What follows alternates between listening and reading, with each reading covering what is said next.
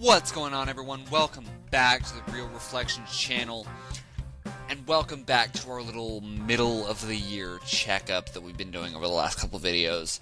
In this video today, we're going to talk about my top 5 most anticipated films of the rest of 2023.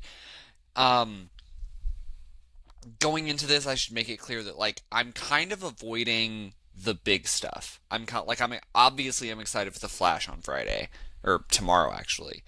Obviously I'm excited. Indy 5 almost was on this list. I'm very excited for Indy 5. I'm there's a lot of the big blockbuster comic book stuff that I'm very excited for. But I did want to I kind of want to talk about some lesser known stuff, some stuff that's under the radar, I feel like. So I want to talk about that stuff. So obviously in terms of honorable mentions, Indy 5, very excited for Indy 5. I was more excited, I did a version of this list at the beginning of the year, and Dial of Destiny was at number 1. And then it debuted at Cannes and has a 50% on Rotten Tomatoes, and people aren't loving it. I still feel like I'm going to love it. I still feel like it's going to be obviously not as good as the original trilogy, but I still feel like I'm going to love it, but not enough to put it on this list again. So my first honorable mention is Indy 5. My second honorable mention, and I want to put this on the radar, is a movie called Last Voyage of the Demeter. Last Voyage of the Demeter is basically based off of a specific chapter of Bram Stoker's Dracula, the book. It's based off of a chapter, and it's the transportation of Dracula from Transylvania to London, and it's Dracula on a boat. It's Dracula on a boat. That sounds awesome. It's an adaptation. In the trailer, Dracula's not the way he's described in the book. He's not really a count. But Dracula on a boat, that sounds awesome. I'm very excited for that. Yeah, the design of Dracula in it actually looks more like Midnight Mass, which is one of my favorite limited series of all time. Mike Flanagan is a genius. Yeah, so my second honorable mention is Last Voyage of the Demeter. Let's jump into the actual list. Coming in at number 5, How Do You Live? How Do You Live is directed by Hayao Miyazaki. It comes out next month in Japan. And if you've watched me for any period of time, you know Miyazaki's my favorite filmmaker. That's Mononoke. My film background is Mononoke. So Miyazaki's my favorite filmmaker. So obviously the fact that we're getting new Miyazaki, I'm going to be very, very excited about. The reason it's not higher on the list, I think, is probably just because we know so little about it. They made the decision to release the film with no marketing, no trailer. I feel like we're going to get we're going to get a US trailer after the movie comes out in Japan, because it comes out in Japan next month, and then at some point it'll come out in the States.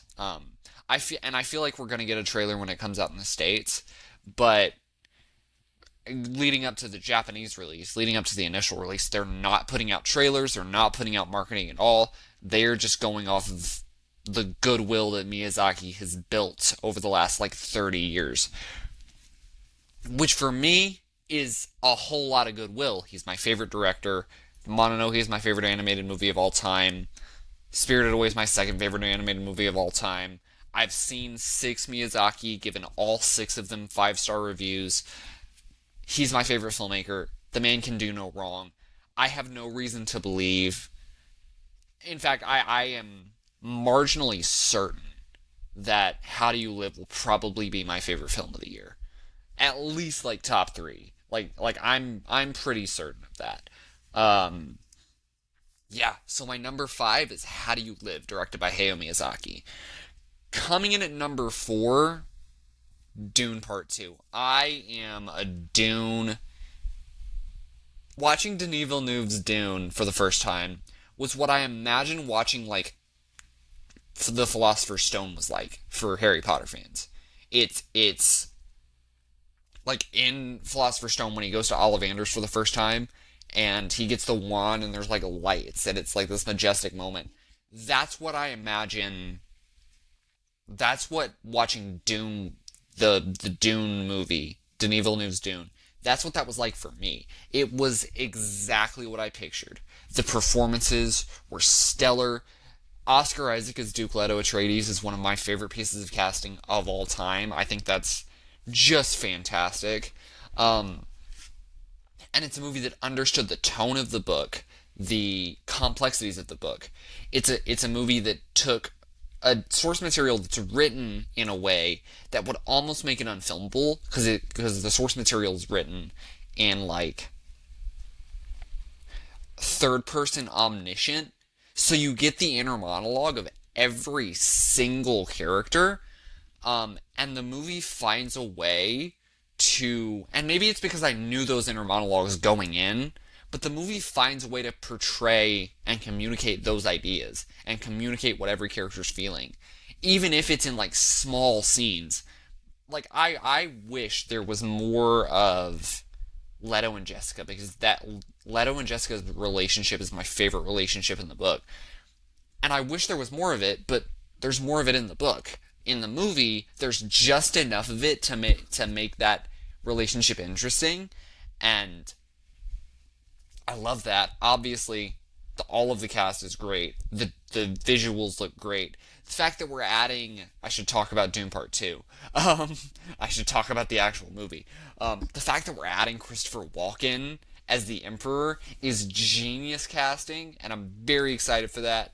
And I'm really, really excited to just see what they do with this, because plot-wise, the second half of the book is a little bit less busy. The first half is all this setup, and then the second half is just all payoff. So I'm curious to see how they do that payoff and how they handle the second half of the book. But yeah, speaking of favorite movies of all time, Villeneuve's Dune is another favorite movie of all time for me. So Dune Part 2, I'm obviously very, very excited for. So Dune Part 2 comes in at number 4.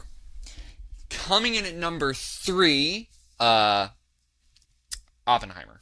It's Christopher Nolan. I think Inception is a perfect movie. And it's not even my favorite Nolan. It's weird. I think Inception is a perfect movie.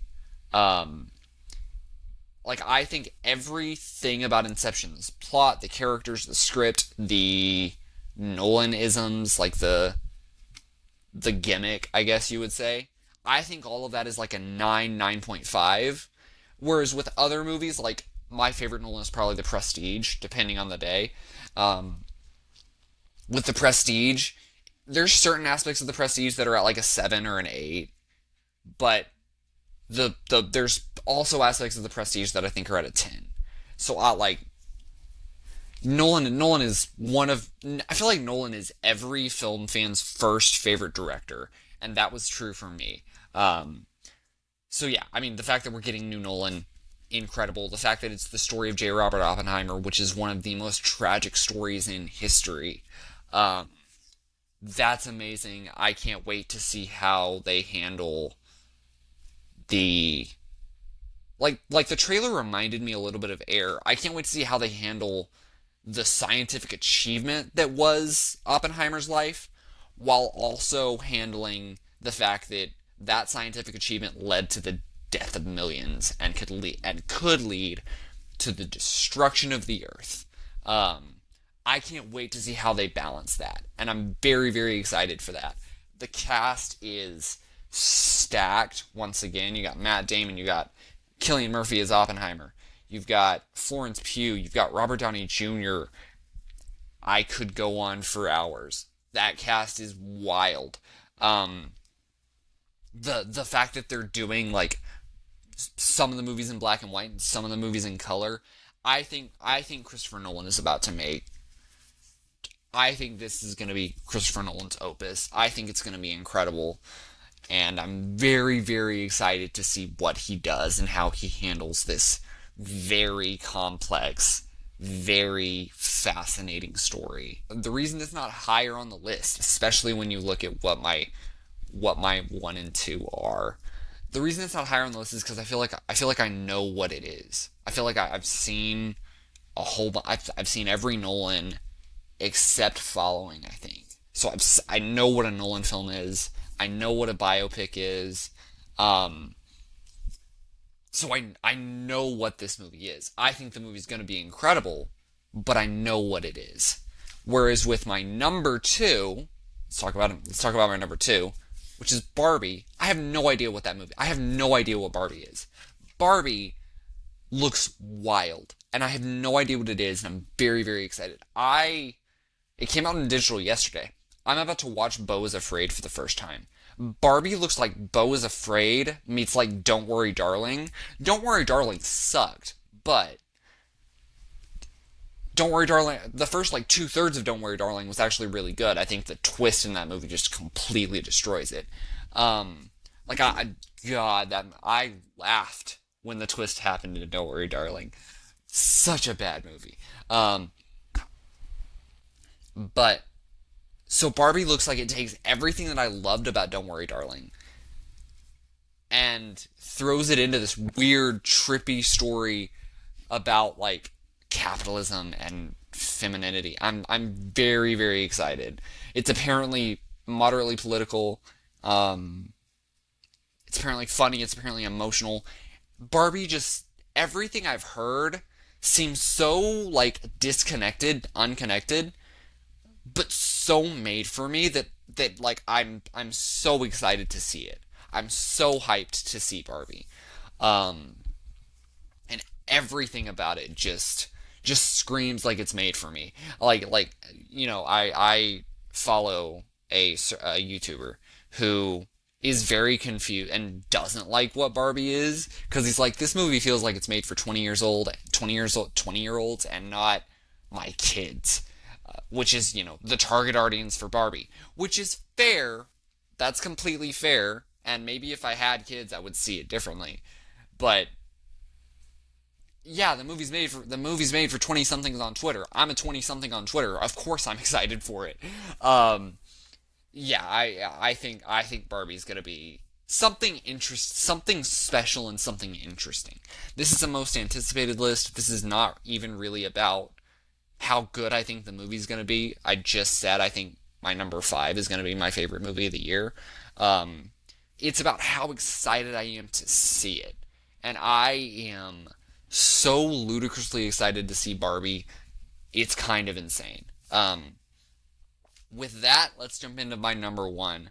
My number one was an honorable mention when I did this list at the beginning of the year. And then we got a trailer, and I think the trailer that we got is the best trailer of the year so far. I think it's the best trailer since like early last year. It's the best trailer. Now the movies didn't end up being good, but I thought the best trailers of last year were actually Jurassic World Dominion. I thought those trailers were incredible. They were majestic. They looked awesome. People riding horses and herding dinosaurs just looked so cool. I thought those trailers had something, and then the movie ended up being garbage. So once again, this list is not about the quality of the films. It's about how excited I am to see it. I am so excited to see Killers of the Flower Moon. I think Killers of the Flower Moon is going to... Let me just make this clear real quick. I think Killers of the Flower Moon is going to be much better than Jurassic World Dominion. um, I think Martin Scorsese is one of the best to ever do the damn thing. And Colin Trevorrow is a journeyman. Colin Trevorrow is not a bad director. He's a journeyman. Um, I think Killers of the Flower Moon is gonna be incredible. Once again, there's specific things about it that just feel geared towards me. I love Native American stories. I love stories about natives. I love the spirituality and the culture and the look, the clothing. I love everything about that. And I love that perspective of the Old West. That we have seen the perspective of the white cowboy 80 times. westerns were the comic book movies of their day. We've seen that tale a million times.